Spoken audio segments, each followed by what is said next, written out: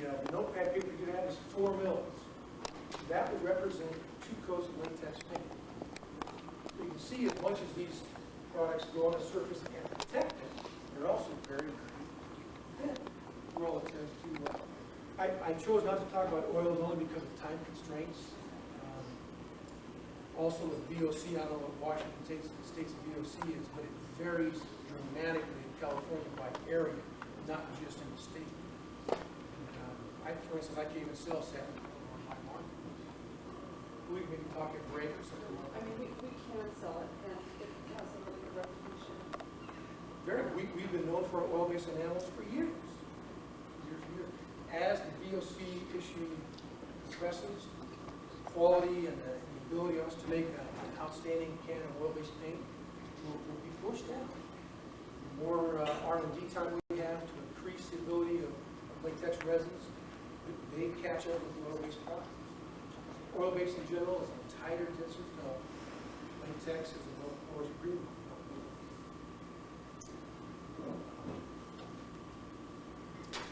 All right. We're going to have applicators talk about in just a few moments here, but I want to make a point about complaints. Right? One of my responsibilities is to respond to complaints. I can tell you that I get very few complaints when we're selling top-line products. Right? It kind of has to do with that window of risk Phil mentioned one time. So, better the quality, smaller that window of risk is. If you can put enough paint on that wall to get that thickness you need, you're ahead of the game. I have responded to complaints about height when a can of paint was put on maybe less than 1 mil. It didn't have enough integrity or mass to do its job. So we take, often we'll see painters, do-it-yourselfers buy a great can of paint and they buy the little chip brush, right? A little tiny 3/16" snap roller cover. Those things don't mix.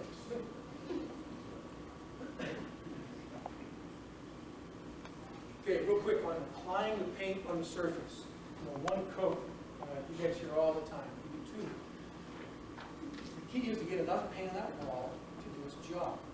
Now, often, especially inexperienced applicators, will fight to get enough paint on that wall. Take their time and put on it the best they can, and they end up missing 3 to 5% of that wall surface. It's too skinny, you've got a holiday. So now what do? It's almost impossible to come back and fill in those areas that don't have enough paint. So you have to repaint that whole wall. Well, now you have 95 to 97% too much paint on that wall. Right? Makes sense. So I like, as odd as it sounds, to do 1 coat and 2 applications. Do a nice even, what I call a medium coat. You get done, when that's dry, you come back and you do that again. When you build that 1 coat with 2 applications, it's much more forgiving and less apt to have the holidays and the skinniness. I use a spray paint in my house. It didn't seem like it covered very much. A spray paint? Yes. So you want a can of spray paint? No. You can always spray it. Go ahead. So what would you use? Would you use a hand blower or which one Well, would be better? Dave was going to be talking. I was probably just going to jump on your close there, Mike. Did you back roll? Or did you just spray? I just spray. I didn't even have primer on it. Well, where do you want me to start? Generally speaking, you'd be better off back rolling the product down. Were you having coverage problems? Well, yeah. I spray painted 3 times and still I can still see the green sheetrock behind it. Oh. That's probably. And I use semi-gloss. Yeah. And I use semi-gloss. So I was thinking, go back and reprimering it. I asked Connie earlier today. So I should probably go back and sand. Do I have to sand the thing or what? It's shiny. Yes. Okay, thanks. You know that window you had? You can drive a truck. Sliding glass door. All right, we want to talk a little bit more about sheet. These are general numbers to give you an idea. And then I'm going to talk a little bit about the durability of some of the products specifically. Flat, this dovetails with what Phil said. Sheen is is a description of that product. When you say eggshell, that doesn't mean one thing. Not only within a company's line, but from company to company. A general description of that product, right? So there's a range. Flat paint, typically, you can have up to a reading of 6. Let me back up a second. There's two ways, or two descriptions of the shininess we see, right? Sheen is measured at 85 degrees, which is almost straight up and down, almost perpendicular to the surface. Okay, so there's a number for that reading of the sheen. A gloss reading is taken at 60 degrees. Right? The reason is some products need a different perspective to zero in that gloss. The point is we have different ways to measure that. So sheen and gloss, technically in industry, mean two different things. But the shininess is what I'm talking about. So flat paint can be up to 6. Right? And eggshell typically from 16 to 21. I'm talking about gloss. Pearl finish, 25 to 32, in that range. Semi-gloss, 43 to 50, something like that. And a gloss typically 75 to 85. So here comes the important thing about selling one batch of product per job. Because in that range, you can have a high and a low, right? So if you have a range in eggshell from 15 to 21. You have one batch at 15, the other at 21. They're both within the range, but they're going to look different. Where do you put us at? We're up at satin, 34 to 39.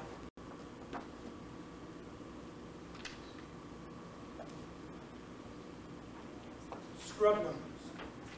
I refer back to the point that not any one ingredient nor one characteristic gives a paint all of its good characteristics or all of its durability or performance. But I'm going to talk about, to maybe try to better put these things in perspective, some scrub numbers. And I'm going to talk about the super spec and super high. In the flat, the super high flat, on the scrub test, let's say it rates at 100. It's got a benchmark. 275, the super spec flat, will scrub at 250. The eggshells, the 286 eggshell would scrub at about 850. The resin we use in 274, the eggshell super spec, is about 1100. In semi-gloss, the 283 semi-gloss and super high is an excellent scrubbing product. It's about 1200. 276 in the super spec line is a little bit less than that. Right? So you see how scrub doesn't necessarily mean everything that can of paint. It happens that the resin we use in super high, semi-gloss, is just a harder, more durable resin. But like 100% acrylic doesn't mean that you can tell the quality of the product by saying it's 100% acrylic.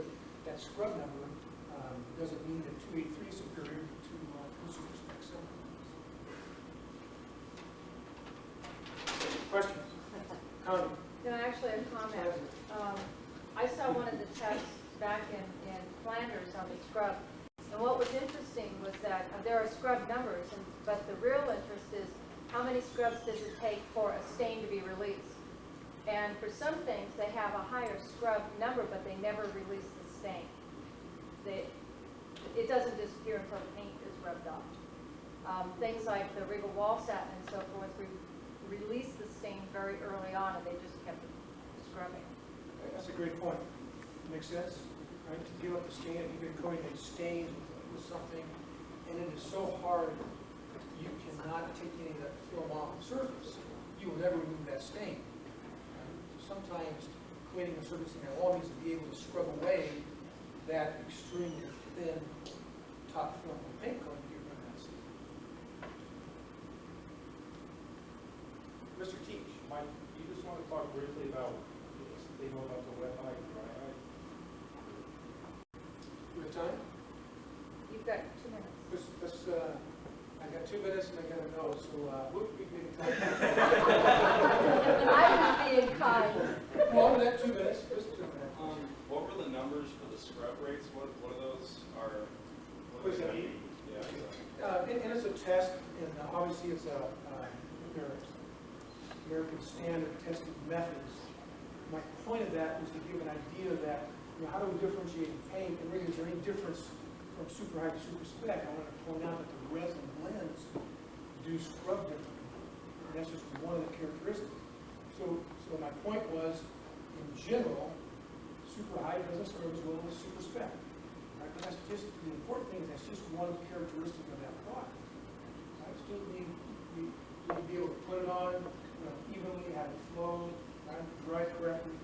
And then also, earlier we were talking about how the Regal wall satin covers more area, and then it's more splatter resistant. I don't understand how it could be more splatter resistant if it's covering more area, because that would mean it's like thinner. The splatter resistance is an additive to that product that is Phil suggested makes that drip snap back to cover. And that's in that fourth element paint additive. That's a great picture of the Regal. You asked about how far it goes. Spread rate is determined by two things. Right? The volume solids of that product. And you look at the tech data sheets, almost say the volume solids and the spread rate. I'll put that on.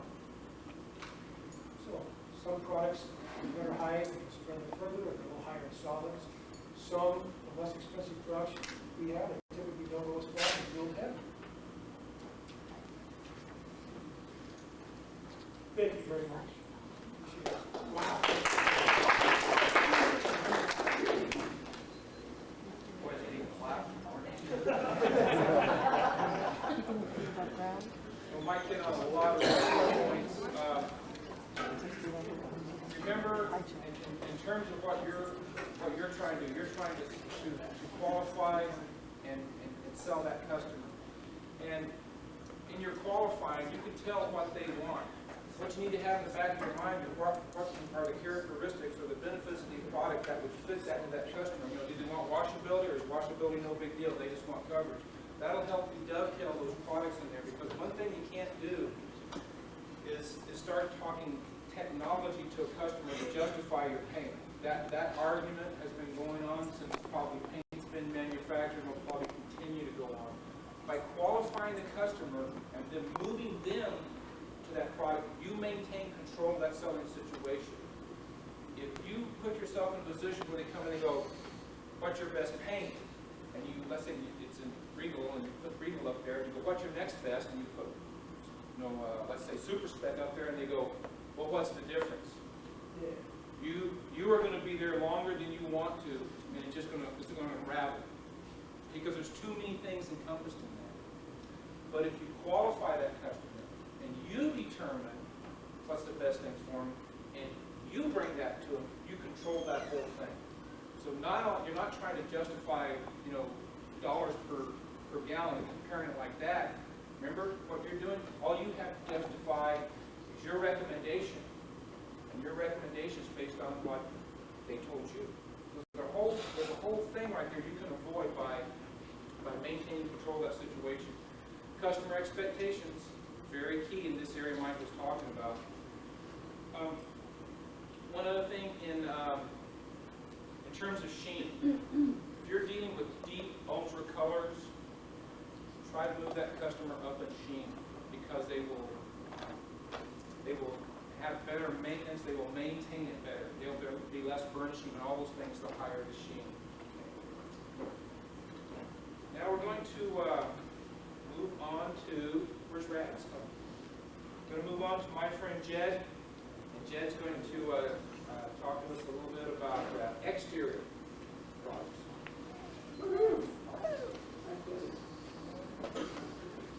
Easy hustle, Jed? Jed has spoken.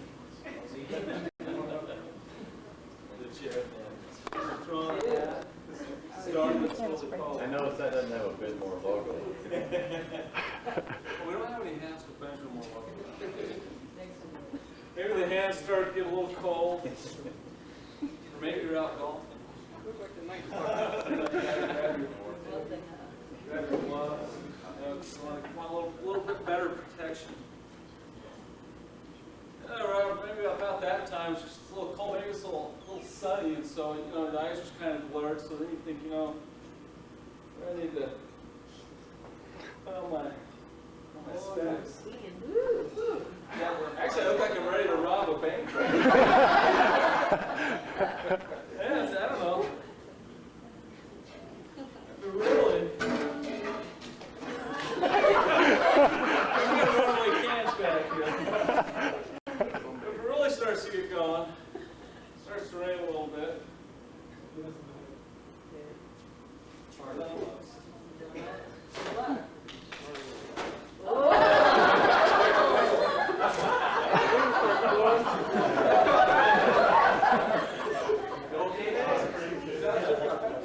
This is a Benjamin Moore exclusive umbrella, but Gather water. that's right. See now, it's a flexible umbrella that also to catch the water and stop it. You can put it in a bowl or to have it run off of you. You can put it in a reverse bowl action. But just as we need protection, so do the buildings and the houses and all the exterior structures that are out there to withstand the elements. So, putting this aside.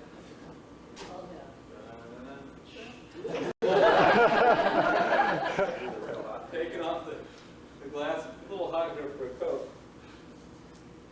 You know, I'm a little bit of mixed emotions, you know, about whether or not to let you ask too many questions. I don't know if I'll be able to answer them all. What do they say? The definition of mixed emotions is, I don't know, watching your mother-in-law back over a cliff in your brand new car. Okay, they're asking me to give you the 5 minutes.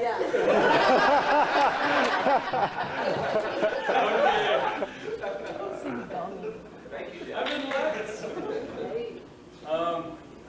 I want to talk about our exterior products here, as you see. And I'm only going to stick with our main products, just kind of the workhorse day in and day out products that I'm sure each and every one of you deal with. Now, not all of you carry each and every one of these lines in your store, but they all have a specific purpose. Okay, we have our top line products, our More Glow, More Guard, More Life, trim paint, low luster, or satin, if you want to call it, and a flat.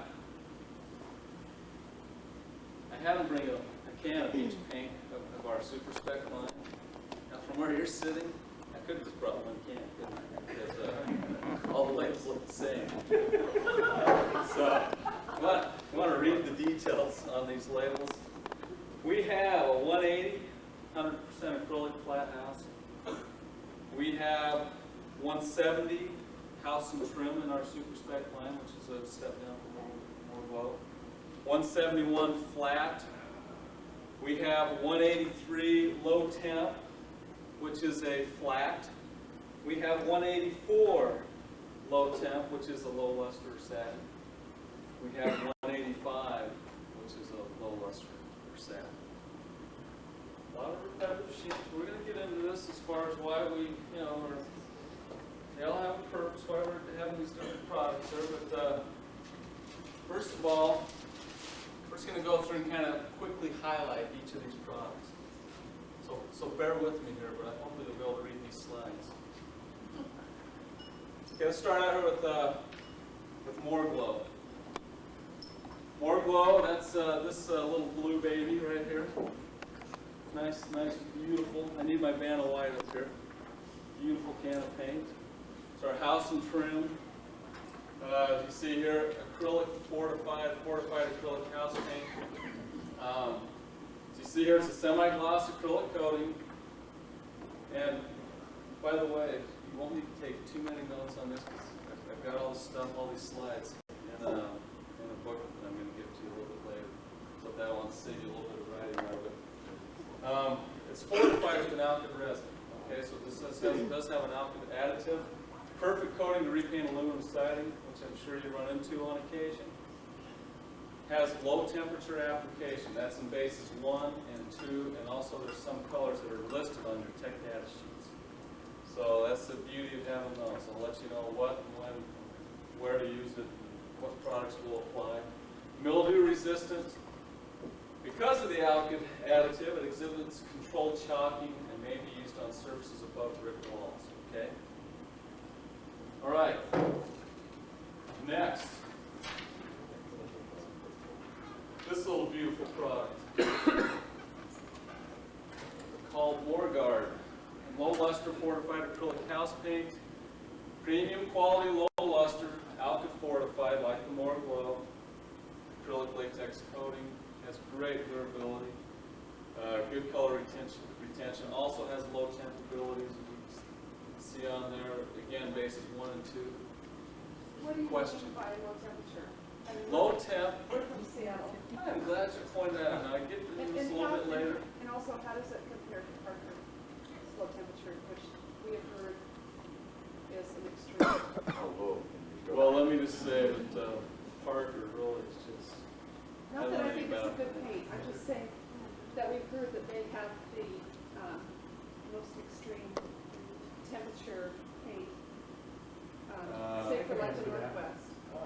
Stephen, do you know that? Our low temperature will go down to 35 degrees.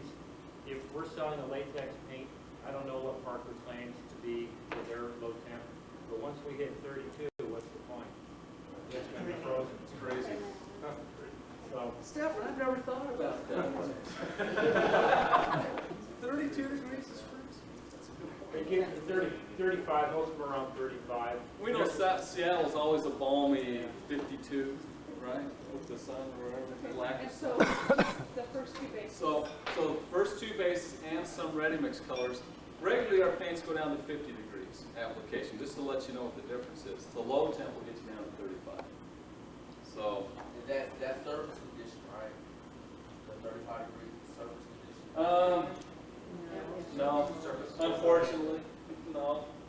So yeah, because a lot of times your surface is a lot colder than the actual atmosphere. So yes, it's like when you're painting in 90-degree weather, you touch the surface, it'll actually be up around, depending if you're on the sunny side, it can be as high as 110, 120, just burning that way. So, and you had a question. What is it about the Morguard that, or excuse me, the Morglow that makes it more suitable for aluminum siding than the Morguard? It's really a good question. That's really a good question. Really, well, because they're all alkyd fortified. Morguard, Morglow, Morlife. Actually, to be honest with you, you could use any of our top premium lines on aluminum siding.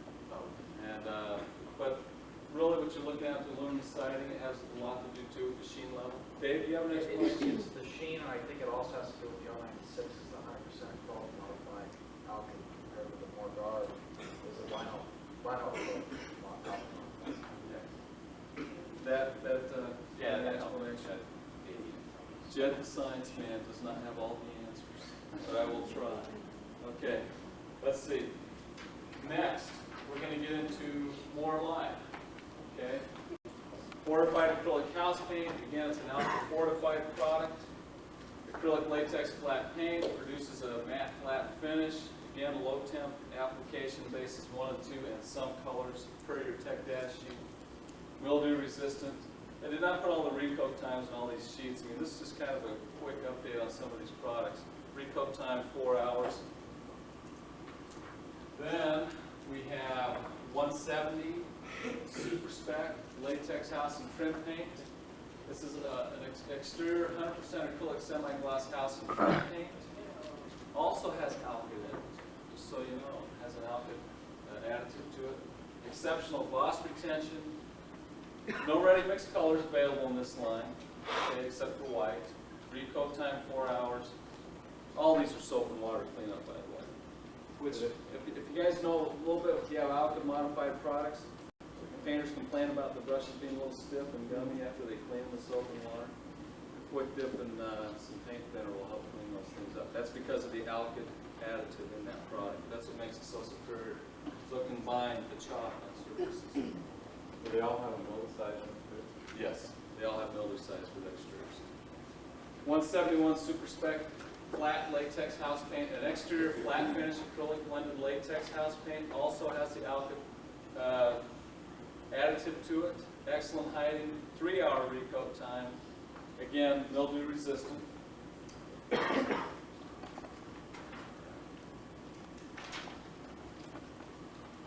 180, Super Spec, 100% acrylic exterior flat finish.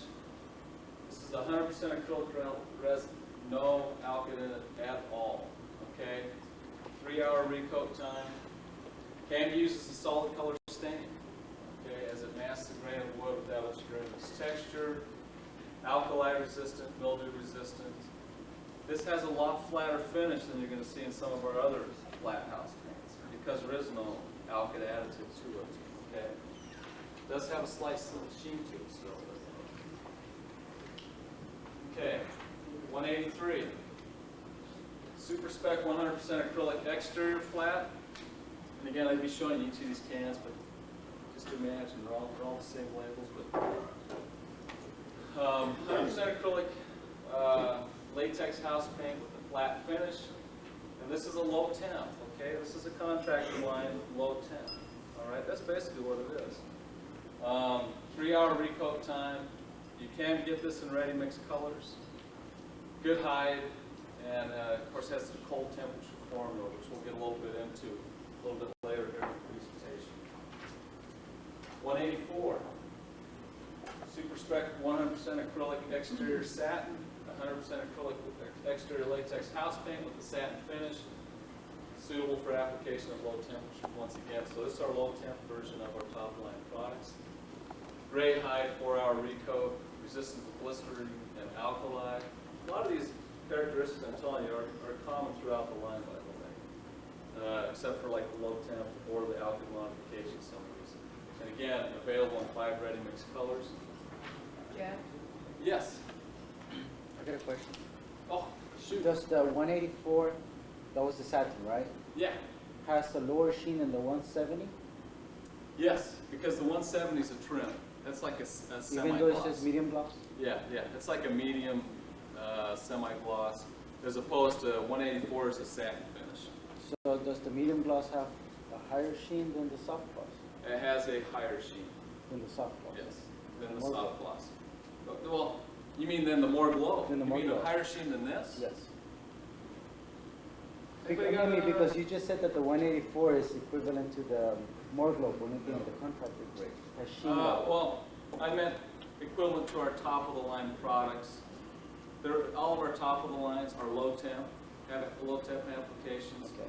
The 183 and 184 are a contractor version of the low temp. I wasn't suggesting the sheens so much as I was talking about it has a low temp application, as do the top line products.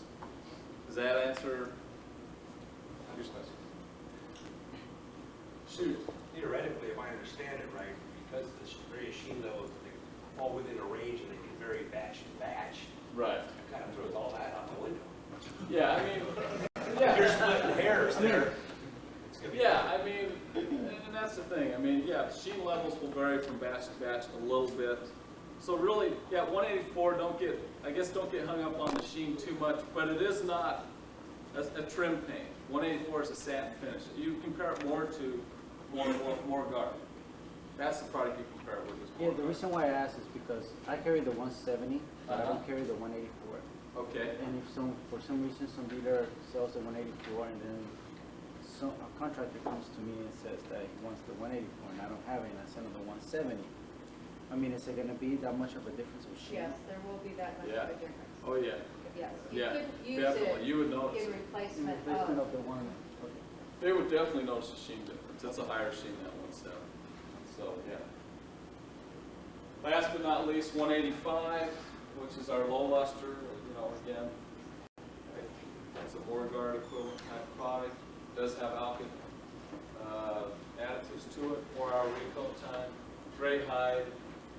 Resistant to mildew, blistering, and alkali. Now, what I've done here is just to kind of give you a quick overview, and these books I'm going to pass out to you. I'm going to show this, so you'll have this for quick reference. You'll notice, you kind of look at this, and number one, I got all the products listed down to the left-hand side, and then I have where they're alkyd modified, 100% acrylic, low temp capabilities, and then there's sheens, which hopefully will help you, as far as seeing what the sheen levels are, the differences. First thing you look at, you think, geez, we have 4 flats. I mean, why do we have 4 flats? We have 3 low lusters, and we have 2 trims. And you kind of think, boy, that's a lot of repetition in our line. And what I want to do is talk to you a little bit about why. Why do we have a little bit of repetition in our line? And there's a reason for it, okay?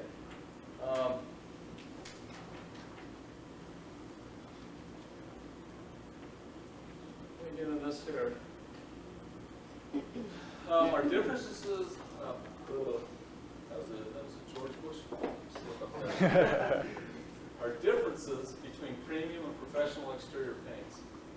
The main difference between our premium latex exteriors and the super spec counterparts is the 096, 103, 105.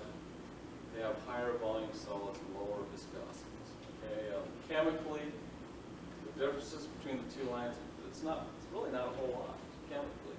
Higher volume solids means that there's more film comprised of latex and pigments left on the substrate, which translates into better protection. That's a mouthful, isn't it? It's just saying that there's a higher resin content and a different kind of additives into the product. So they're going to help in regards to when you're applying the product, give it a better film build and a better height application. But it's different additives to the product as well, so let me get into that a little bit. Differences between premium and professional exterior paints. The professional products have thicker viscosities and higher film build formulations. They use an additive, which what they call OP62. That's an extender, okay? Looks kind of like an olive, you know, hollow in the middle. That's about the best way I could describe it there. This increases the height. Question? Viscosity equals Thickness. How thick the paint is. I'm sorry, yeah, that's a mouthful, isn't it? Thanks for asking that. Yeah, viscosity refers to the thickness of the paint. which isn't always great. It doesn't. No, paint doesn't it's equal not always the great great paint, yeah. As I pointed out, there's some of those that have higher viscosities or lower viscosities but a higher film build. I mean, it just has to do with your resin to titanium, ratios. So this delivers the same film build but in a different manner as the premium lines, which are lower in viscosity. So that just kind of gives you a little bit of explanation. They're both going to hide for you, but they do it in a different way. And one's quite frankly, it's a cheaper raw material to use, this OP62, than say your top line high-grade TiO2, which is what they use, titaniums, for hide on your top grade. So there is a difference in quality from a professional line to your top of the line. More glow, more guard, more line. The 170, as you point out, the house is trimmed flat, the 185, and had a slight formula change. This happened here in about the last 2 or 3 weeks. This was announced to us. It increases the low shear viscosity by 5 kg. What that means, so you know, that's kind of, I'd have to look that up myself. What it does, it increases the in-can viscosity. So your paint's going to be thicker inside the can. And I don't know if you get comments from painters saying, boy, this stuff seems a little thin in the can or whatever. It's going to help give it a thicker fill, give you better film build on that substrate, and thus better hide.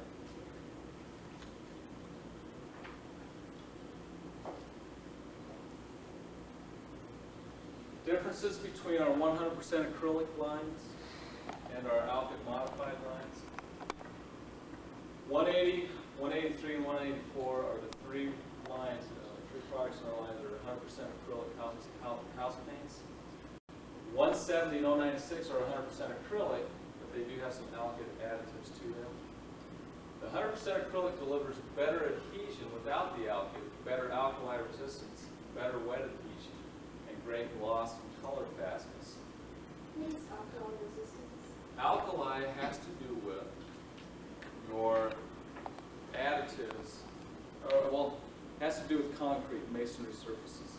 When you build, let's say you're doing a tilt-up, which is a concrete warehouse, and that cement's been newly poured, and it's only been up for say 30 days or a couple of weeks, there'll be a lot of alkalis or pH, a high pH level in that concrete. What this does is it allows you to actually, using the proper system, which I'll get into a little bit here, to allow you to actually coat those kind of surfaces and help keep those pHs up. So it has some alkali resistance, which can be a great cause of paint failure if you painting over a concrete surface with a high pH. So they have that capability to fight that. Continuing on, the differences between 100% acrylic and alkyd modified products, neither technology is wrong, just two different schools of thought, like RMs, tube versus solid state. You know, just two different schools of thought. The premium products are vinyl acrylic and are fortified with alkyd. The alkyd modification has been repeatedly tested and continually comes out superior to the competition with adhesion to chalky and dirty surfaces. The reason why I think MoreGuard, MoreGlow, and More Life are such wonderful products is because of that alkyd additive. How many of our painters out there are perfectly prepping all their surfaces?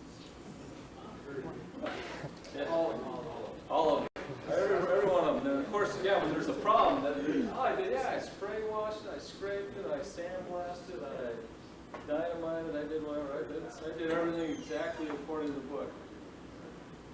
It allows actually for a little, I mean, not that we want to recommend our contractors this, but if you've got some efflorescence, which is that white stuff you see on concrete, the white milky stuff, you've got some film build, dirt, dust, it allows that stuff to bind through that stuff and stick on your substrate. I tell you, there's nothing like it. Sometimes I've heard guys comment that MoreGuards, they call it the house and deck paint. Not that we're recommending it for decks, but it's just, it just sticks in a lot of different, under a lot of different conditions. So it's a great product. And getting a little bit here into high and low temp. One coat height is dependent on several factors that the can of paint itself cannot compensate for.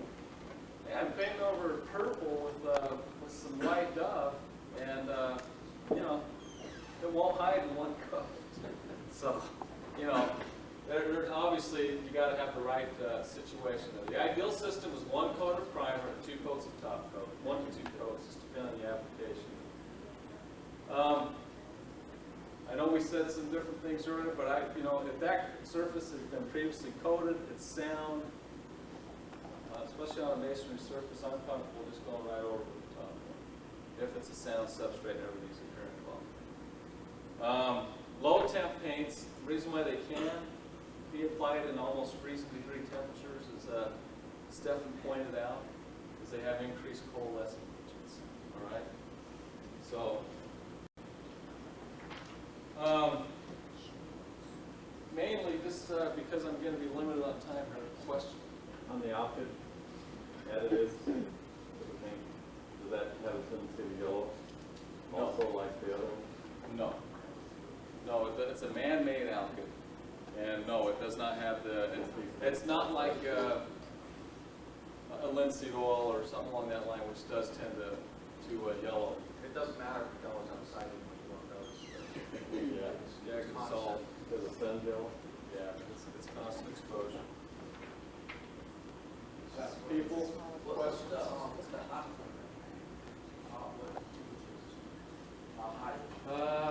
That's a good question. Anybody got an answer on that? What was the question? How hot can you paint a surface of it? Ron T. 130. I would say about 85, 90. I mean, there again, you have to touch the surface. I mean, it's like 85 out, and then you touch the surface, and it's like 95. It's basically the same way as putting water in a frying pan. What's going to happen is you're going to get a blister. So I hate to say it's more like common sense. Touch that surface. I live out in Vegas, and we have people out there doing it when it's 120 out there. And then they'll come back and say, what's wrong with this paint that's blistering? And we go out there and take a surface thermometer. Instead of surface, it's like 140. So no, I used to take out an A. That's usually real effect. So who wants breakfast? Medium, over easy? So that has a difference between oil-based, because I use oil-based on an apartment building. It works great on a hot sunny day. Yeah. It works fine. What kind of oil base were you able to get to use on a building? Is this on doors or what? No, it was on the siding. I got Home Depot. I don't know what it was. Were they the ones who sold the semi-gloves? We think haven't discussed exterior wells. I mean, obviously, there's some applications, but as far as house architectural, really, I'll tell you, the water-based products have come so far that they're just excellent products. I really don't see the need to use an oil, to be quite honest. Can I just confirm, because I'm a little unclear on the temperature, someone said, is that the surface temperature or is it the ambient temperature? So when we say low temperature 35 degrees. That's ambient. That's ambient. That And when we applies. say, so we're not talking about the surface, we're talking about when the weather outside will be no lower than this and no higher than this. Okay. That's like in Arizona. I remember I was out there, working at a paint store there. Painters would have to start at 5, 6 in the morning in the dead of the summer and quit about 10 o'clock because about then it's 100 degrees, 110, and then you can't start painting until 3 or 4 in the afternoon because of the heat. It's just so intense. So it'll blister and pop. It's impossible. What's that? We have, no, not for architectural applications. And we have high heat coatings in our industrial, and even that we've stopped, but that's a whole other ball of wax. That's 1,000-degree stuff. Go even above and beyond the adhesion issue, more gloss, you get affected by the heat that allows you to get results. Yeah. You can't put on someone 75 or 85 degree surface when it's glossy, it's not marked out, it's like, Yeah. you gotta always stay way ahead of the sun. Did you have a question? Yeah, I did. When we were deciding about becoming a vegetable board dealer, I was talking to a contractor up in the Seattle area who was, I was asking him why he was living in Warren. And he said because if I ever have a problem, they always solve the problem. They come out to the job site. And he was talking about one of those unusual days up in Seattle where it's really hot. And he was like 80 or 90 degrees and painting, and what would happen was that at night it would get cold. Yeah. And the paint would sag. And blister with some moisture. Right. Get some bubbling behind it. Right. And then it'd go away during the daytime when the sun came out of it. No, it would like. And what was happening was part of it was that the water was evaporating too quickly. So we went to the local Benjamin Moore dealer, and the Benjamin Moore dealer said, okay, you need this kind of paint. And so we switched to another brand that could accommodate. I don't know what he would have went to unless he went to an elastomeric or something just to take care of the moisture altogether. But you know what? Maybe some coatings are more porous than others, and they let the moisture out a little quicker. Give me the hand signals, Barney. Sit down. Get out of here. But real quick, I want to point out something here real quick. If you're dealing with a high pH, this stuff is excellent, and the price is great. 066 acrylic mason receiver. It will drop that pH down to an acceptable level. Go around 12 or 13. You got to get that stuff around 9, 10, so you can paint the stuff when it's hot. And if you're dealing with the masonry surface that's chalky, with a bunch of efflorescence on it, this is the stuff right here. You got to go with the Alkyd mason receiver. It's going to bind it. And like Dave said, if you got any chance of a tannin bleed on a redwood or a cedar siding on new wood, oiled primer's the only way to go. That's the only thing that's going to stop a tannin bleed, in my experience. Go safe, okay? Just go safe. All the things we're telling you today, it's all right in here in this blue book. This is the CD version of this blue book. You can load this on your computer. You can print out all the stuff I have here. You can print out on your computer and have all the access to MSDS sheets, things like that. There's some good resources for you. But that's it. And I guess, I don't know. What's the one joke I heard? What's the difference between God and a lawyer? God doesn't think he's a lawyer.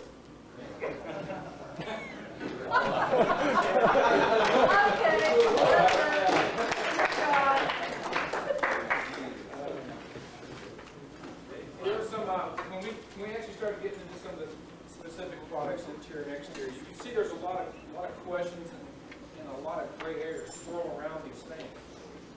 That's true of any company. Those things that you're asking are just kind of questions that have to do with the generic products.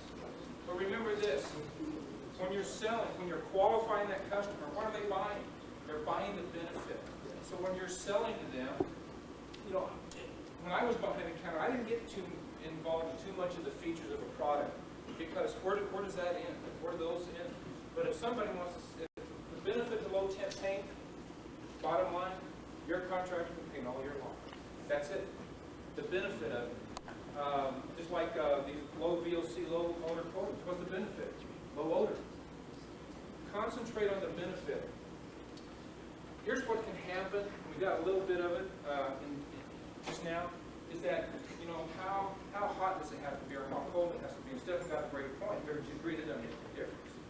You know, there is a responsibility to the applicator to manage the best of his ability the environment he is putting that paint on. That's the bottom line, folks. Your paint can do this, and they'll want to do this with it. You know, they have to manage that. Great question. How hot does it have to be? I'll tell you what. When I covered the San Joaquin Valley like Mike did, and it's 105 in Bakersfield, they're painting. They're struggling, but they're painting. It's too hot. Are they not going to paint because it's too hot? No, they're going to paint. Here in the Bay Area, I've been out on jobs where it's drizzling. They're painting. There's nothing you can do about that. That is their responsibility. We talk about temperatures too hot. Maybe it's 80 degrees outside, and the guy's going to do some handrails. You know that's hotter than 85, and what's going to happen? He's going to be painting it, and it's going to be dragging, and he's going to go ahead and paint it. He's going to come back and say, "Hey, I see you painting." It didn't flow out, you know. Those are the things that are out of our control when you sell an unfinished product. A lot of our success depends on what that individual does with this and the environment in which he does it. So concentrate on the benefits, and it'll maybe squeeze this down a little bit for you. Did you have? Yeah. I had a lady come in and she wanted to paint the bricks above her fireplace. Right. Now, do we have a paint that is for like really hot Okay. surfaces that get hot? Great question. What was the The question was, how do you paint the bricks above the fireplace? And actually, you know, when we make a fire retardant paint, but usually bricks above a fireplace now that don't get that hot, because if they did, you couldn't touch it. You know, so a normal latex coating would probably take 150 degrees. And usually bricks are painted, they're primed and painted with latex product. 250. 250, latex product will take 250, so you don't need a special fire retardant intermittent coating to paint that. The same way with those registers, you know, like in some hotels, they have that wall register, you know. Typically, just the ordinary can spray paint will handle that because it doesn't get so hot. We didn't spend a lot of time on exterior primers, but are there low temperature primers as well? No, So what good is it to have a low temperature paint? it's a if you question I've can't asked prime? myself. No, I'm serious. I'm not being flippant. I have to know what is the purpose of having a low temp system when you have no low temp primer?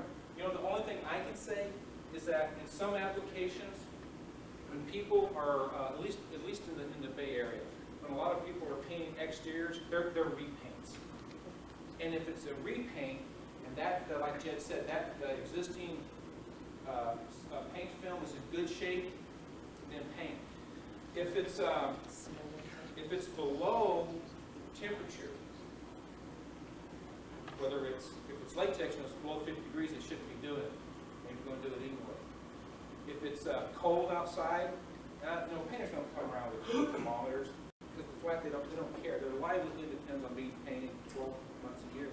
So what can happen is if there's some new construction, the best you can do is say, you really shouldn't be painting now. You know what you're going to hear, and rightly so. So if they use an oil-based coating, the best thing you can tell them is put that rascal on thin and be aware it's going to take a long time to dry. Right, Steve? It's going to take a long time to dry. They're going to say, well, how long?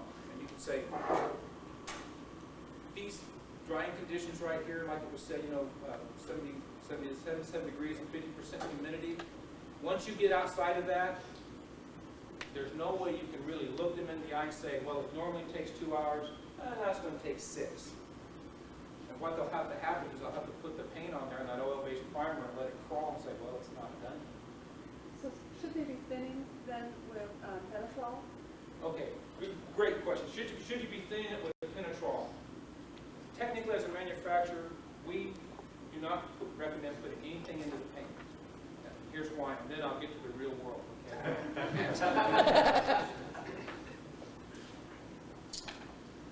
This can of paint is formulated to be 184. That's what it is. There are resins, binders, fillers, everything. There are dryers in here to accommodate all the raw materials and resins in this can of paint. You take something like Penetrol or Emulsibond and add it to that paint, you no longer have this. You don't have this anymore. You've got something else.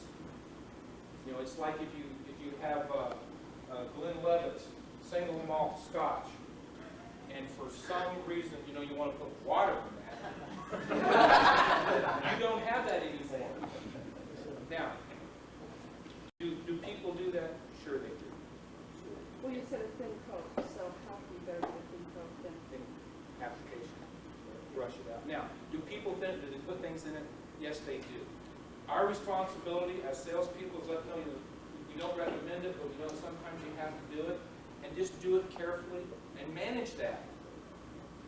I had a case in a beautiful home in Santa Barbara, and this was smooth wall, almost a level 5, and the individual, the painter, had used our Super Spec 275 on it, and really did a pretty good job. But because of the smooth wall, the architect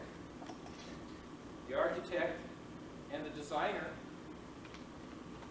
and their engineer all noticed they had bumps on the walls. And you get that call. They'll come look at your paint. So go out there and look at it. And there are just tiny little big bumps on this wall. You know, you look at it here, you couldn't see them, but under scrutiny, they were there. And the parent told me, no, I use this product, I use it all the time, I didn't do anything to it. Normal business. So I took some of the paint, sent it to Central Labs and had it analyzed. And they found something in it that wasn't in it. Okay?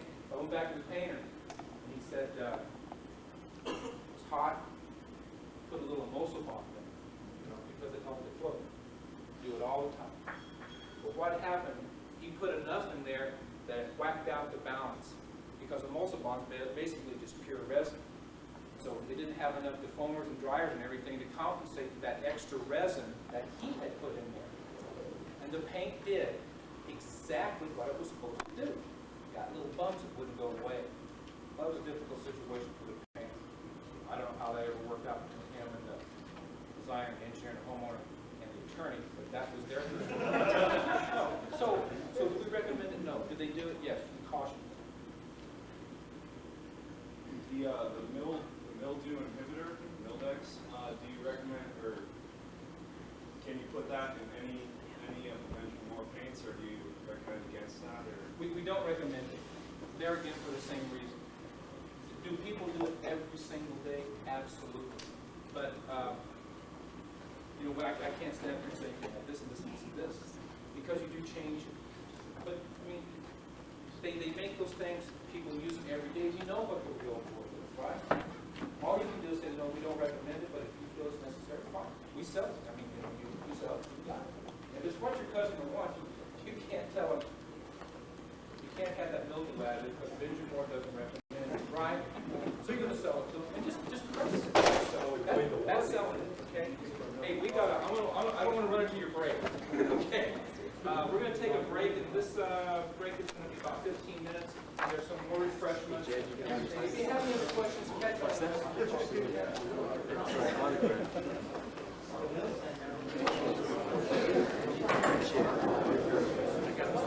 Grab one of these books. I don't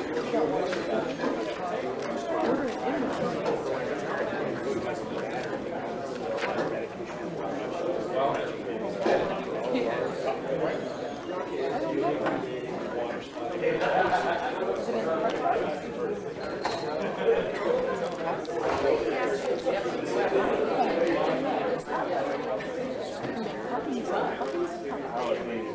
I've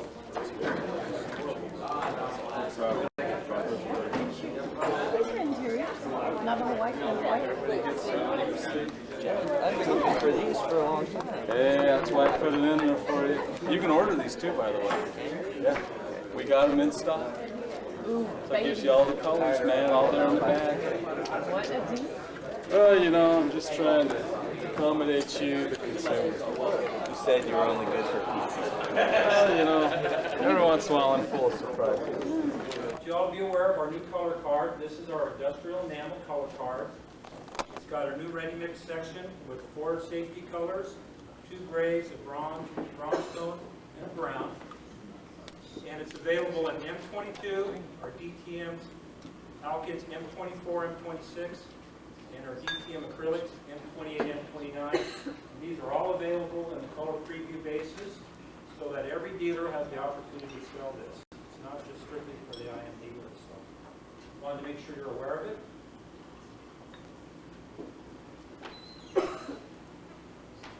Okay, what I'm going to talk about today is the 5 things you need to know before making a product recommendation. If I were to walk into your store and said I had gutters to paint, what would you recommend? If I called you on the telephone and said I want to paint my floor, what product would you tell me to use? Based on that little bit of information, you can't make a product recommendation. We need to know some things before we do that. Part of selling is making our product recommendation. So really what that is problem solving. And so that's the fun part of the job. We have to do a little research. We have to dig into the project with our customer to make sure we really understand what they want so we can do a good job for them. I have a little checklist that I go through. When I get this information, then I know what products to recommend. First thing we need to know is what our customer needs. What does he truly want out of this paint job? Why is he painting it? Second thing is the environmental exposure. What environment is our coating going to have to be subjected to? The third thing, is there a coating already on the substrate? Are we repainting something? And what kind of coating is it? Fourth is surface preparation. What kind of surface prep can we do or are we allowed to do? And finally, what kind of application can we do? When we know these things, then we can go back and make the appropriate product recommendation.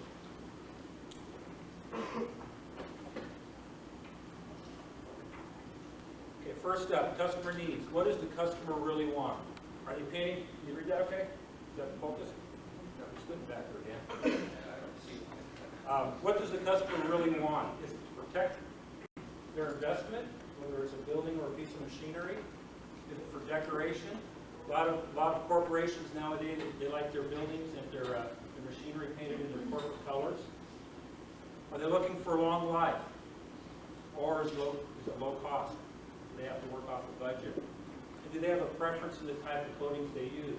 Are they comfortable with 2-component products like epoxy or urethane? Or they just feel that they want to use something that's simple, something like a latex, acrylic, or an alkyd?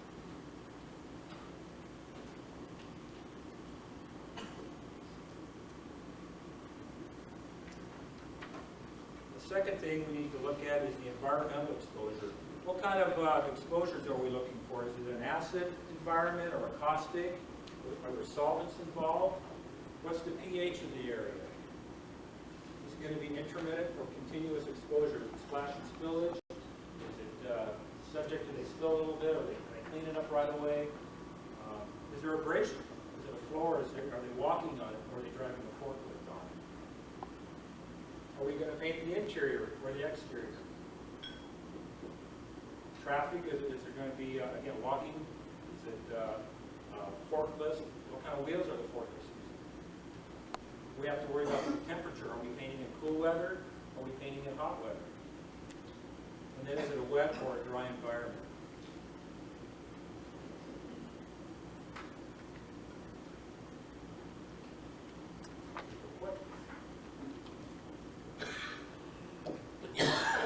Is there a coating currently present on what we're going to paint? If so, what generic type it is. That will dictate what kind of top coat we're going to put on it. We don't want to put a hot solvent over an alkyd. It's going to wrinkle the finish. So we need to know what's on there already. it's good to know how long they last. Was that a system that worked well for me in the past? Is it something they want to do again? If they got 5 years out of it and they're happy with it, it's kind of good to know what they use, because it helps direct us where we want to go. If it failed, why did it fail? That'll give us a clue again on what kind of products we want to steer away from. I got a spelling error there. Is there a better system that we could choose? If they were okay with one, say they got 5 years out of an alkyd oil system, but we talked to them about using an epoxy, we think get 10 years out of it. They're actually saving money by doing less work than less week. If they're painting concrete, was there a curing agent used? If so, we have to remove it. Is there a vapor barrier beneath it? Vapor barriers, the vapor transmission in concrete is really important that we understand that. If there isn't one and we have vapor transmission, we might recommend that they don't paint it or use a different kind of product than what we normally would do. So we want to find out what's on there, why they used it in the past, did it work well for them, and if not, then dig a little deeper.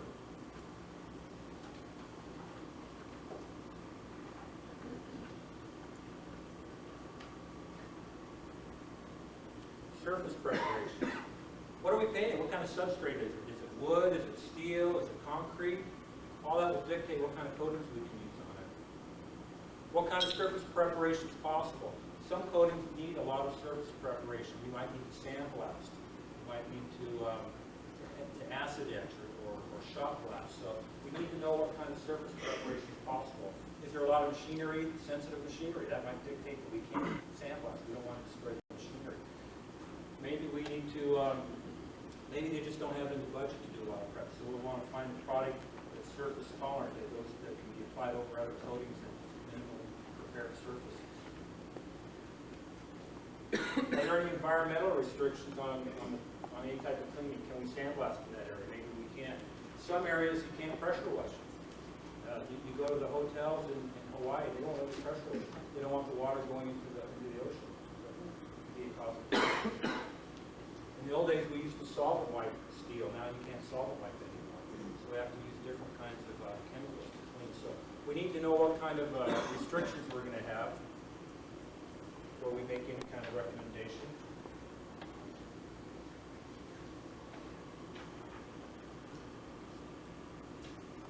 Then the application. Who's doing the application? Is it a painting contractor?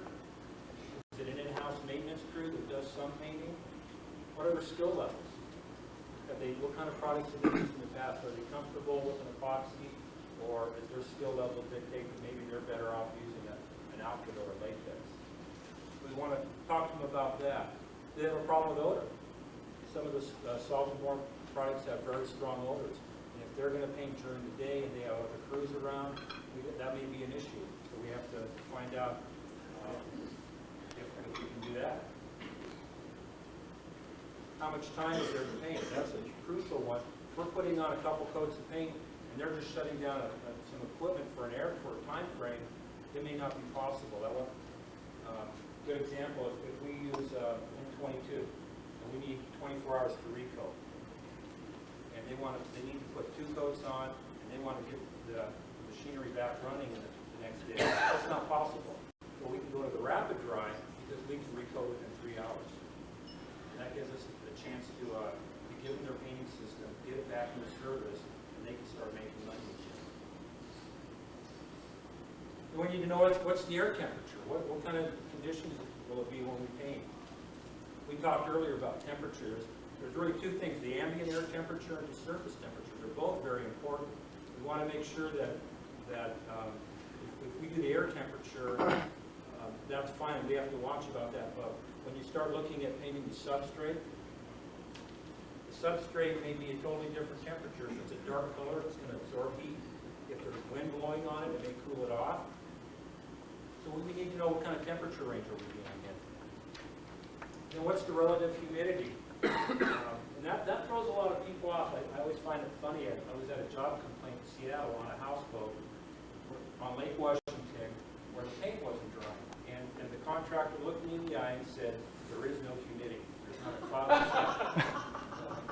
And so what it told me is there's a lot of good people that have a lot of skills and knowledge, but they don't know everything. They don't understand, so maybe they really didn't understand humidity, what it meant.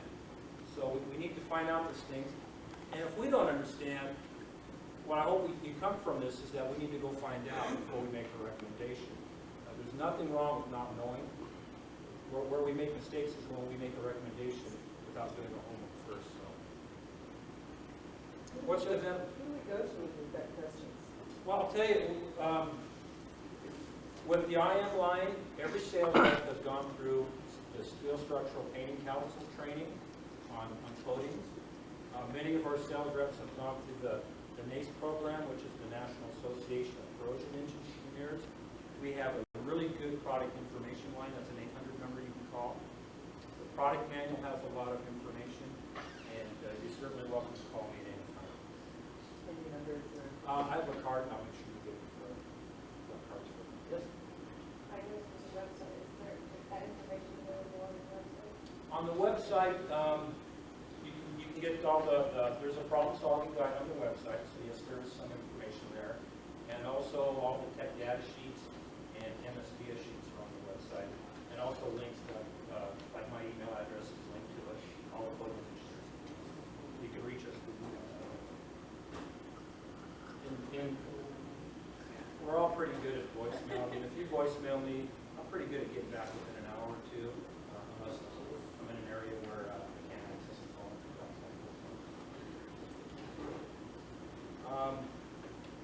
Last of the application is how will the coating be applied? Is it going to be applied by brush and roll? Is it going to be sprayed? Is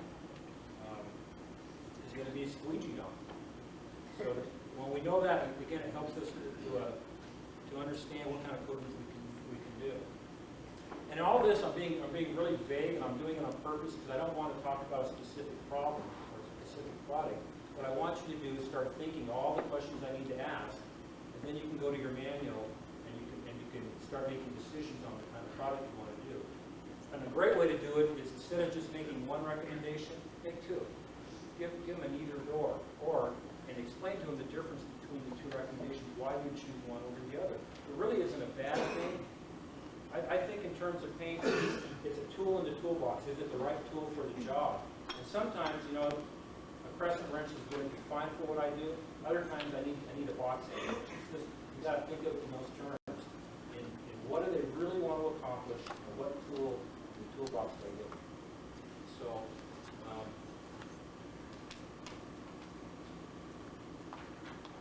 to help you do that, excuse me, I got to back up one more time. When we finally get all the information and we've decided the kind of products that we want to recommend, when we make our recommendation, we want to make sure our customer understands what the surface preparation is going to be when we do that.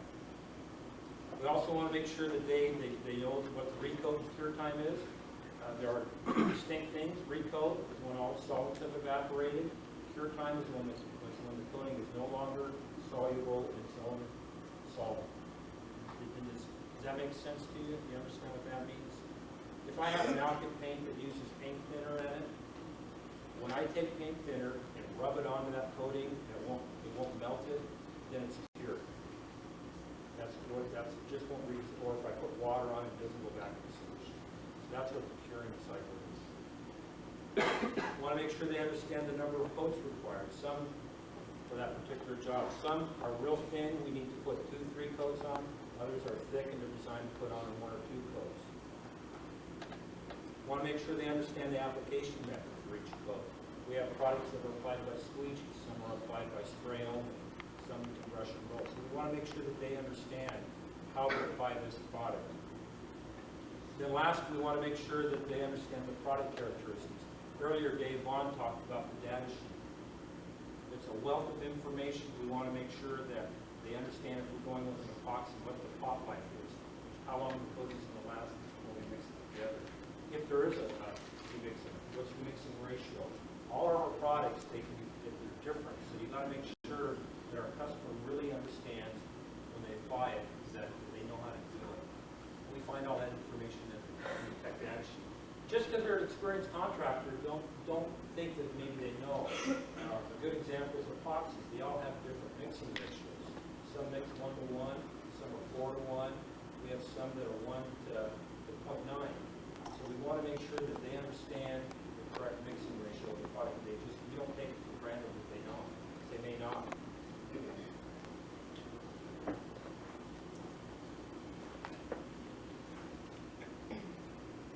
And to help you, I've put together this, basically just the same information that we just talked about. And I've put together a little product recommendation checklist for you so that when you go back to the store, you can start thinking in terms of this when you're talking to your customers that we move from just doing selling, that we're actually doing problem solving with our customers. With that, I think we've got a couple of minutes if anyone has any questions. So the M20 comes in the basis?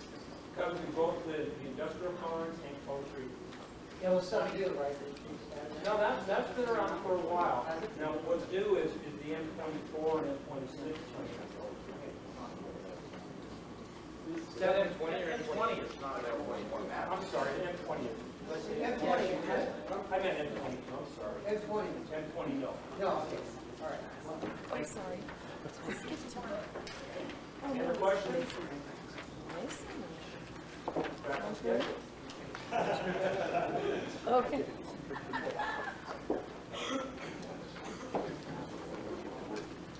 Oh, sorry.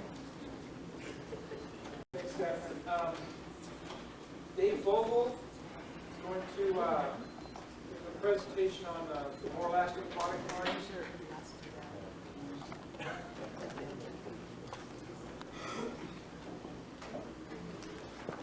Is that it, Joe? It's all you. All right, you guys. More elastic. Yes. All right. Everybody grab one of these and put them on the end of your table. If you wouldn't mind grabbing one. I'm going to make it pretty much short and sweet. I'm not going to get every single little product that we have and all that little fun details, but pretty much everything's covered in this book. I just want you guys to use it as a quick reference guide if you need to. All right, I'm going to relate it to you the best I possibly can. And the way I'm going to do that is simply by giving you the fundamentals. You get a contractor that comes into your paint store and he wants to repaint a Target. You know, and the Target's been painted 10 years ago and it's doing, you know, it needs to be repainted, it needs to be redone, it's got cracks all over it, it's chalking all over the place, all that fun hoopla. So you got to figure out, you got to kind of line up the stuff on how pretty much you're going to paint this deal, all right? So the bottom line is, we make some paints for masonry surfaces, and that's pretty much what I'm going to talk to you about, you know, the last America stuff. All right, here's how it goes. First step is you want to be able to, obviously you want to pressure wash, pressure wash, prepare the surface, you know, make it as suitable for painting as you possibly can do. That was covered with all the other stuff. I'm not going to get to that. You already know that. It's got to be done. All right, basically, let's get into the products. What do you want to put on top of it? Contractor is sitting there saying, well, I put my hand on the wall, and there's a bunch of this chalky stuff on there. I painted a long time ago. What do I need to do to put that on? Well, you power washed it, you know, and there's still stuff on there, so now what? We make a couple different products, 066 and 077. And these are very thin viscosity products, and what they are is they're surface conditioners. It's like a primer type of thing, but it's basically a surface conditioner. So what it's going to do is you got that chalk, all that chalk sitting on the surface, and you need something to kind of get through the chalk. Bind it up, make it hard, make it paintable. Simple as that. We got two products that do a good job of doing that.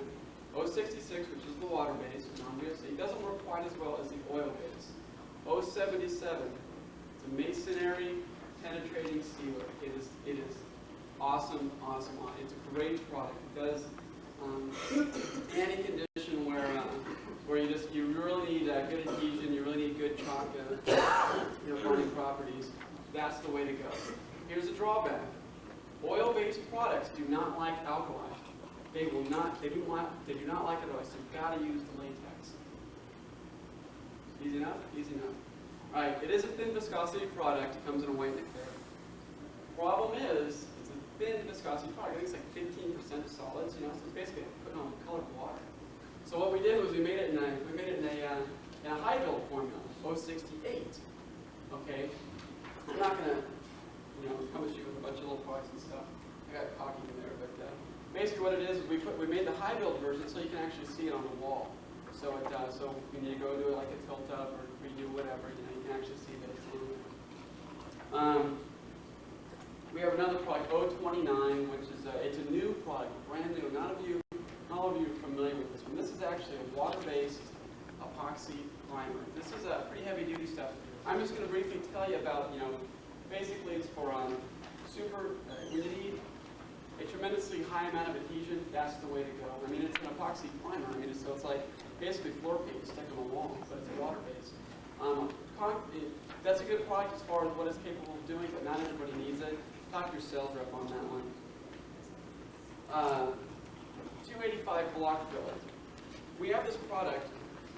Basically, it's a paint. Well, it's a primer. It's real thick. It dries, you know, fairly hard, but it's basically designed for if you have cinder block walls and you need to kind of seal it up. Well, it's going to honestly take 6-7 coats of paint. Even if it's good paint, bad paint doesn't make a difference. So we got this block filler stuff, and what you do is you roll that on there. I guess you can spray it too. You roll that on there. It's going to seal up the wall as best as you can and make all those little holes kind of disappear. That's what it's intended to do. In spray applications, most guys will take a blowout tip, take the filter out again, take the best strainer bag they've got, stick it in the bucket, do not thin it, and then they'll just go to town on it. You just go big. The best way to apply this stuff is actually to back roll it first and then put on a spray coat the second, because what happens is it's a thick product, so guys will lay it on heavy, you get all these funny little lines from their roller marks, then they come in with the sprayer and they can even it all out. That's your block fill. That's what it's intended to do. You stop some paint on it, you're done. That's all there is to it. One thing I did forget to mention to you about our masonry sealers is we got this whole pH thing. All right, this acid in on the walls, whatever you want to call it. I don't know the technical to do it for it. New construction, new concrete is very, very acidic. Very acidic. It has multiple acids. You know, 7 is like the medium, 0 is, you know, what is it? 7 is neutral, and 13 is hot, and 0 is like the other way around, whatever. The latex-based products, actually you can be applying them to a surface which is up to 13 on the pH scale. And if you look at the pH scale, that's very, very, very hot. I mean, that's as hot as you get. So basically, you get a new tilt-up wall, you get some new masonry concrete. Before, you had to wait 30 to 60 days to, you know, let the stuff kind of cure out, do its thing. You can actually do this stuff in a week now because of the way the products are. You got to test it first before you do it. If it's like 14, 15, whatever, it's just, if it's off the scale, you got to wait. But just so you know, the 066 and the high build, the 068, can be applied to a pH of 13. That is probably the best selling points of the product. So, all right. So the contractors in there, they're saying, okay, I power washed it and I primed it with that stuff that you gave me. That 066 worked pretty good. Now I've got a bunch of little. I got a bunch of windows and I've got like a roll-up door. I've got a caulk around it. Okay, so what are you going to use? You've got corrugated caulking. You've got. Here's how you want to look at it. Everybody take a quick look. This is probably the best way to do it. Supercraft. Okay, that is the 15-year. Super high. That is the 35-year. Super spec is the 45-year, and then Regal. This is the bad boy right here. This is the good stuff. That's the 55-year. All right. Here's the deal. Here's the main thing about the 15 and 35-year caulking, which you might not know. Some of you probably do. Vegas guys, I know definitely do. You stick this stuff outside, and you don't coat it, it's going to change colors on you. It's going to turn pink. It'll turn yellow. You don't put a good, don't put some paint over the top of it soon, or not a good quality paint, and you're SOL. I mean, it's going to look like crud. You have to put another couple coats, another prime, do the whole 9 yards. 15 years of commercial grade formula. It's pretty much just an interior only, kind of general purpose, pocket light switches, whatever, doors and trim, I guess, if you wanted to. This is kind of a more production grade stuff. We had a little bit of silicone to the 35-year, and we slapped exterior on the label. And if you guys are label readers, which you should be, on the back of the interior caulking tube, it says interior only, on the the back it does say exterior. It also says exterior on the back of the Super Hide as well. But just don't let that fool you. Do not use this stuff outside in most situations. I mean, this is basically an interior only product. It's just a you know, kind of a volume-oriented type of product, if you will. The 35 years is a heck of a step up from the 15 year. It's got a little bit of silicone, a little bit better adhesion, interior, exterior, a little bit better UV resistance, but it still needs to be coated. These two right here, I mean, I can't stress that enough. We want to work up. You want to. Now we got to the. Now we got an area where the guy's still not happy. He doesn't really want to use these to do that. He wants a little bit better job. Blah blah blah. You know, that type of thing. So we're going to sit there. We're going to say, all right, we're going to jump you up to the silicone stuff. We're going to actually give you a product that stays flexible all the time. Comes in a white. Comes in a clear. Not a big surface, whatever it is. You can put on some wood. You can put on some metal. You can put on this, that, whatever. That's when you go to the 45 year. And if you look. On the label of these caulking tubes, it says elastomeric. Elastomeric meaning it'll stay flexible, so if you stick a coating of elastomeric on top of it, it'll stay flexible and move flexibly. There's colors to it, pretty easy. What it is then you're actually going to go step up into the 55 year. I mean, the big difference between the two, basically one's a urethane, and one's a silicone. Urethane is stick to pretty much everything. If you have a situation where threshold of a door, try to smile, not too much. Threshold of a door.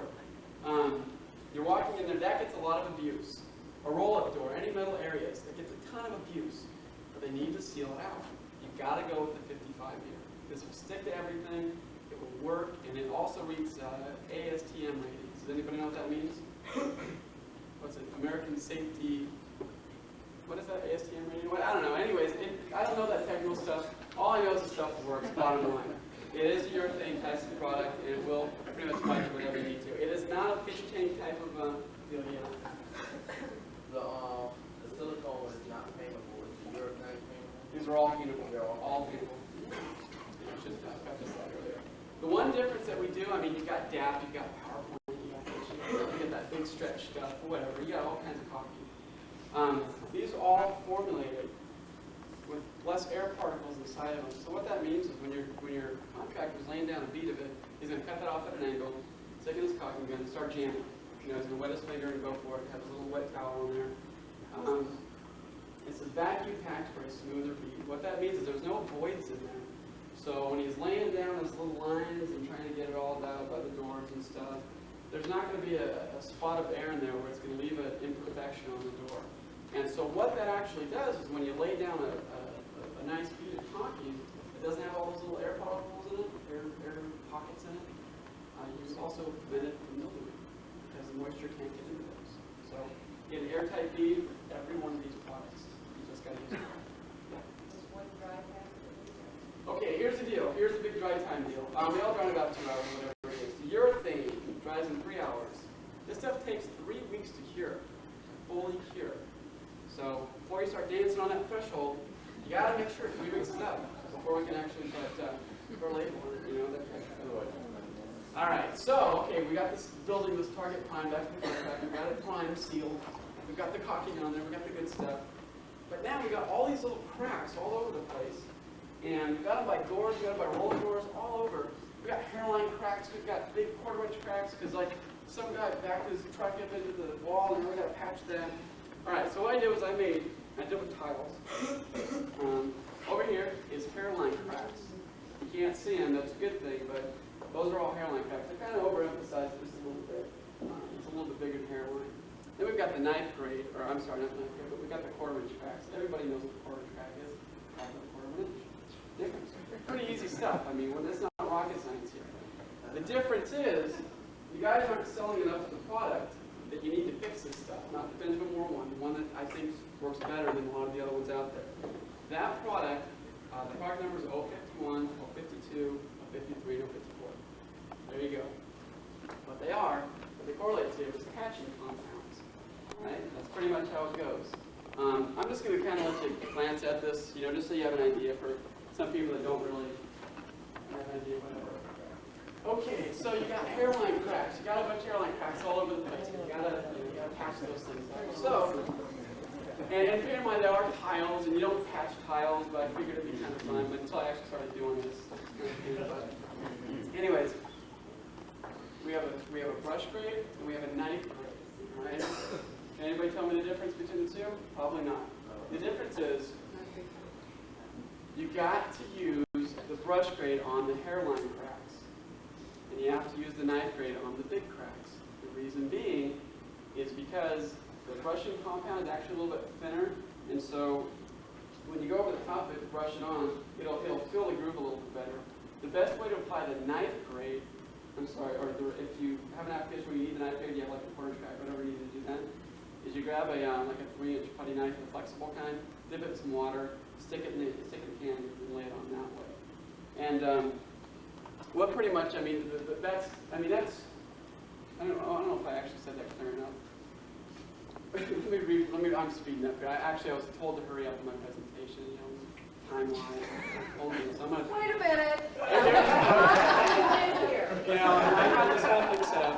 I've only been with the company 2 weeks yet. Really I don't know the other stuff. I know caulking, but all right. No, anyway. So here's the deal. So when you have like little hairline cracks and stuff, the best way to put this stuff on is to brush it on, and you got that's just pretty much how it lays. And here's one thing I found out. I did not know this. I worked with Benjamin for a few years now, and when I used to work at paint stores, to screw around with the products and see how we could make them fail and this, that, and the other.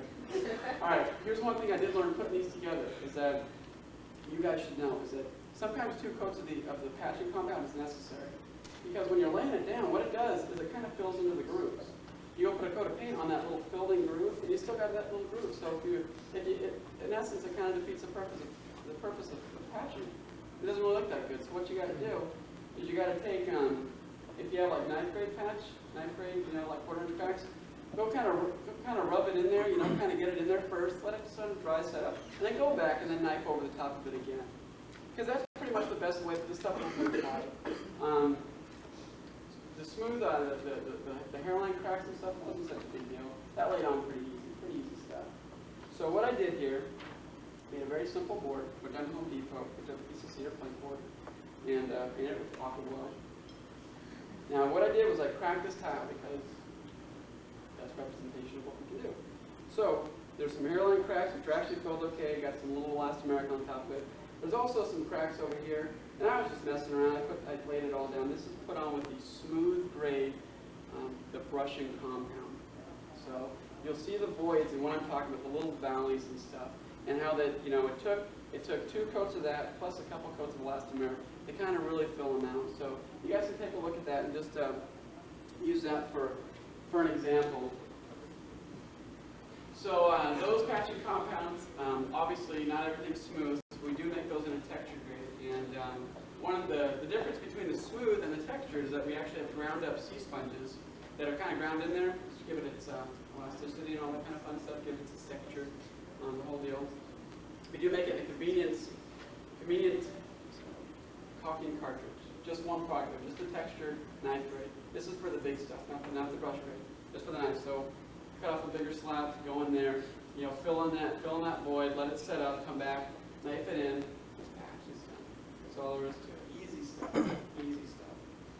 All right, so you're talking to this contractor. He primes it out with the 066, looks great. You know, you can't really see it on there because you use the 066, not really transparent. Put the caulked all the little voids and stuff like that, all the window seals, all caulked off. He patched all the holes, all the little cracks from the ground up. Now he wants to stick some paint on the top of it, but he wants to put down elastomeric. How many of you guys sell elastomeric on a regular basis? Okay. See that guy, that sales rep in the background, Jed Barney, raise your hand. Right? Okay, Jenny over there sells 2,000 to 3,000 gallons a month of elastomeric coatings. He's the #1 guy in the nation. Benjamin Moore selling elastomeric over there. That guy. Well, this is the Reno paint market. I'm very jealous of those numbers. She told me this, right? And you believed them? Yeah, that's Jenny over there, you know? Just All right. 15 gallons last week. I work in the warehouse sometimes. I see those orders, and I'm jealous of those orders. But anyway, so elastomeric compounds, this guy wants to use elastomeric because that's what's in the bid. All right, elastomeric. Some people are a little intimidated by elastomeric. They don't really know what it is. some people say, okay, it's, I mean, it's thick paint, you put it on thick and don't expect a lot out of it. I mean, you're only getting like 75 square feet up a gallon. I mean, the difference between paint, you're rolling it on, is that you kind of press it into the, 5 minutes, you kind of press it into the wall just a little bit. Elastomerics, you kind of lay on a little heavier. Actually, about 10 times heavier than what you would. We have 056 and 055. 056 is the latex, or is the flat. 055 is the low luster. 055 isn't as popular selling, because no one really wants to go with the semi-gloss for the house. But I tell you what, if you have any rocks or any vegetation or any kind of thing that would have dirt around the edge of your house, the 055 is the way to go. The only reason being is because that low luster is going to fight the dirt off. The flat, it'll actually attract the dirt, and you can't get off. You got to repaint the stuff. So, here's a little tidbit of information for you. When you put this stuff on right, and you do a good job, or the painter does a good job, I should say, this stuff will stretch over 330% more than when applied. So that means you put on 10 mils, I mean, that'll go, however long it's going to go, 330% whichever way. And there's all kinds of cool demonstrations you can do, but the bottom line is, you're going to put, like, you guys get pallets of paint on shrink wrap. Imagine that same type of protective seal that you guys get for the pallets on your house. Same deal. I mean, it's just a great program. But the key to elastomerics is that it's just a regular paint with elasticizers, I believe in it. It's fully acrylic. It'll stick to everything. Stick to metal, stick to wood, stick to all that stuff as long as it's pre-primed. No problems at all. It's basically designed for the masonry surfaces, for any type of concrete, stucco, anything along that line. Okay? So that's, I mean, and I'm just giving you kind of a brief overview, but all that information is in this little guy here. All of it is in there. I'll tell you you put it on at 15 mils, you get 8 mils dry, and then the semi-gloss you put on at 25 mils, you get 12 mils dry. Okay. After all that's done, on the masonry surfaces, I mean, as long as it's applied correctly, you can brush, roll, and spray. It doesn't make a difference. We can slap a warranty on that. We will give you a 7 or 8 year labor and material warranty on top of it. But I don't want to go into that too much because that opens a huge can of worms that not a lot of people are familiar with. So what the deal is, Super Spec 1, elastomerics, we have such confidence in those products, even the Morguards, that we will put a 7-year labor and material warranty on all this stuff. There's a lot of minimums that you got to hit. There's a lot of specific requirements you got to do. The key is give your sales rep a quick buzz. If you think that it's going to be a couple hundred gallons of paint, give them a buzz, and we can ensure that it's a quality job. There's a lot that goes into it. So that contractor that walked into your store and put this stuff down is now he's got it primed and sealed with the right stuff. Yes. Can you go over the correct application of it just real quick? Unlike the elastomeric. Yeah. Okay, there's 2 ways to apply it. There's 2 ways really, brush and roll it is one of the best ways, obviously, because you put on a good coat of paint. Most popular way, like I said, that my guys have been doing it, is they will back roll it first, and they'll come back and spray it second, like on my big tilt ups, because it's got to be smooth and uniform. And what it is, the first coat, they'll kind of drive it in a little bit, let it set up, and this obviously on a good prime prep surface. Then I'll come back and they'll spray it. Key to spraying it though is we recommend like a 23-26 tip, to spray.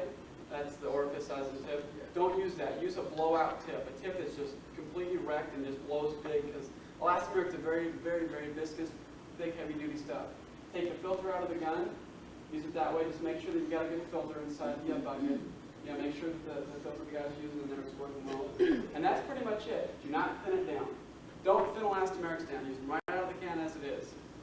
So if you don't have a sprayer, if you bag roll it, would it be for air pockets in it? Not necessarily. Not if it's primed. If it's primed correctly and sealed up correctly, you don't have to worry about that. No, because you're not like just setting it on the wall. I mean, you're painting it on the wall, but I mean, you're doing a 2-coat system, like an 1.25 nap, those 1.5 nap rollers. You're selling those bad boys for this job. Is what you're using for the elastomeric. So did that answer it up a little bit? Well, I was always told that if you back roll elastomeric on there, that once it dries, it will get air pockets in it. And I actually been to a couple of job sites where that happened. Right. Back rolled it the whole wall, and then in the wintertime when it began to rain, that stuff just peeled right off. Sure, But absolutely. that air pocket- I run into that all the time. Where you can cut the bottom of the the elastomeric patch, because elastomerics are like rubber, you know? I mean, they'll hold that water in there.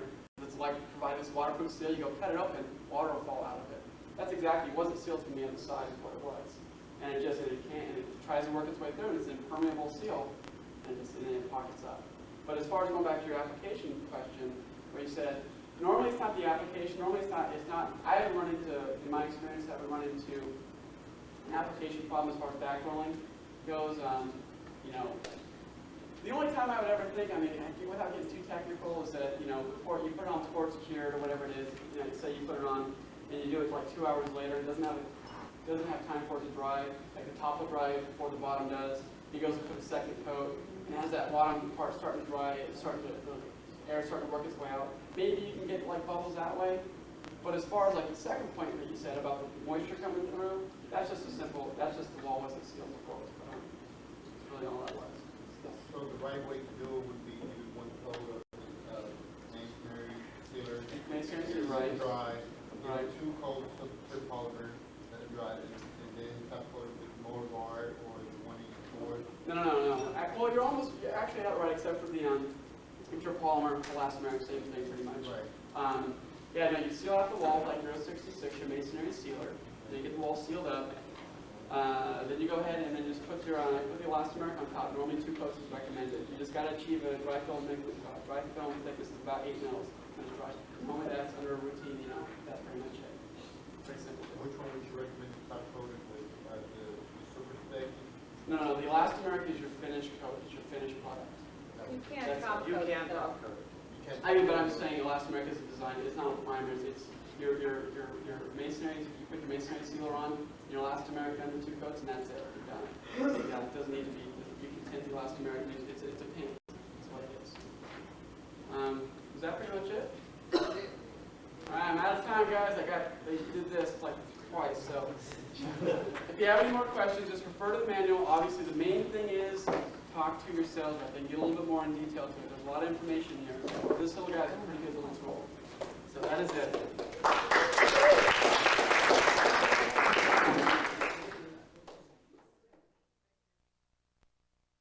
There isn't a procedure to follow with that. It involves the Benchmark sales rep qualifying the job. There is a specification written. There are sign-offs on it. There's a number of things. So, like you say, if you think you have a need for that, it's for masonry. If you think you have a need for that, contact the rep and they can go over it in a little more detail with you. Next. So the elastomeric is not the wood side? No. Masonry. Next, David Vaz, my partner in the Sometimes Good Time Players, is going to talk to us about applicators. Bill, do you have those customer surveys that you had earlier this morning? Did you have those customer surveys? Yeah, they should have been. We'll get you any of the copies of things that you might need. We'll get them out. All right, thank you. Okay, last presentation of the day. So we took Yay! well, you don't clap in the morning, maybe. Anyway, so we've learned all about paint. Then you have to go to apply it. Somebody already stole my thunder earlier today. You're going to pay $30 a gallon for a gallon of Aquaflow. While you're mixing up their paint, they go over and they start grabbing the tools that they need to finish the job. And they walk up with this. It happens all the time, doesn't it? This does a great job of getting the dust off surfaces. Don't paint anything with this. I mean, these things are garbage, or the reason why they're 79 cents or whatever they are in the store. This is a China bristle, but it doesn't stay in there very well. Anyway, I'm just going to talk generically about applicators. Of course, selling-wise, Benjamin Moore, we have our own applicator program. They're made by the Worcester Brush Company for Benjamin Moore. They are custom blended brushes, although the roller covers themselves are not. They're just a relabel of a Worcester roller cover. Brushes, we have like a good, better, best line. Good, better, best. Generally, for a retail customer, they're gonna gravitate towards this line just because of the price of the product. But I always try to tell somebody, if they're gonna be doing more than just one painting project, this justifies the extra cost because it will do a better job. It holds more paint, it lays down product better. So it is a step up from this. These are nylon polyester brushes that will work both in latex and oil products. Generally use these for latex and then use the China bristle for oil-based products. We have a very informative brochure that I'm going to give to everybody that can explain to you the history of paint brushes and the history of paint rollers, those type of things as far as all that. We only have a few minutes and everybody wants to go home. So this is actually a really good read as far as getting a history of the items that are in there. Roller covers.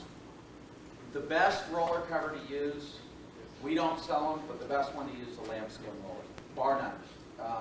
It's very hard to get a retail customer to buy a lambskin roller, and you'll find a lot of commercial painters will use lambskin rollers because they last for an extremely long time, some forever. And all it is fibers per square inch. A lambskin roller has approximately 70,000 fibers per square inch because it's a natural fiber. And it's going to hold more paint. When you go down to the low end, one of these has about 1,000 fibers per square inch. I wouldn't paint a doghouse with one of these, but we've got to have them because you're going to have those people that only want to pay $2 for a roller. When you get down to the difference between a knit roller and a woven roller, a knit roller will shed more. Not saying that this won't shed at all, but the chances of it shedding are a lot less than, say, the knit roller.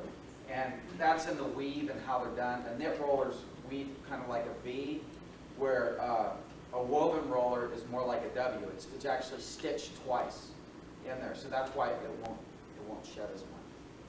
As far as your actual recommendations for products, there's a recommendation on the back here as far as when to use a knit roller, when to use a woven roller. Same thing with the paintbrushes, the type of surfaces, all that. So that's it. That's about as quick as I can do a brush demonstration without boring everybody.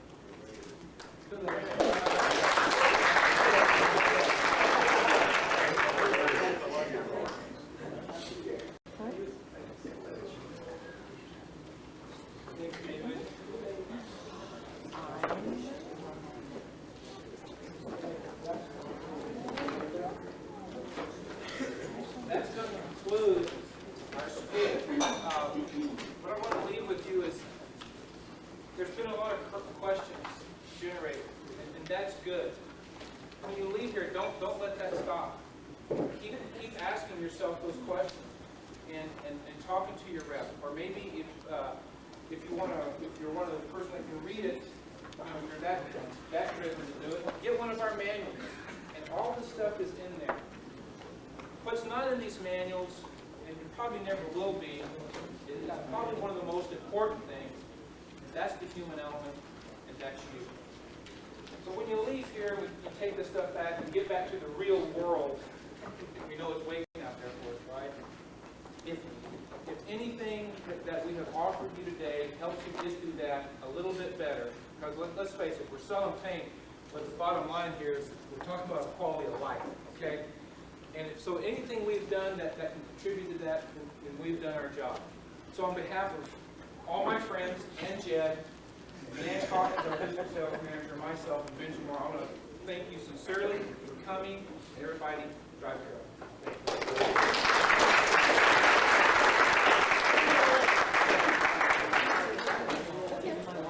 Oh, Phil, what about the test?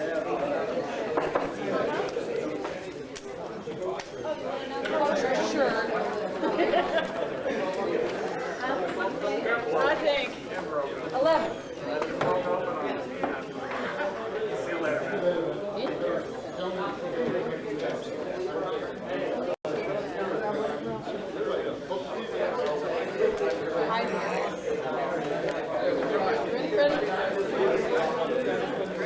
Thanks, Connie. Well, see you. Good to see you too. Well, back at the Jim Culver School. I swear to goodness you could be given this thing. But thank you, ladies, for taking the time to come. It's good to see you. And you know, you've got Dave Vogel. You can give me a call if you have any questions. Okay, thanks. Bye-bye. I'll believe that when I see it. Okay.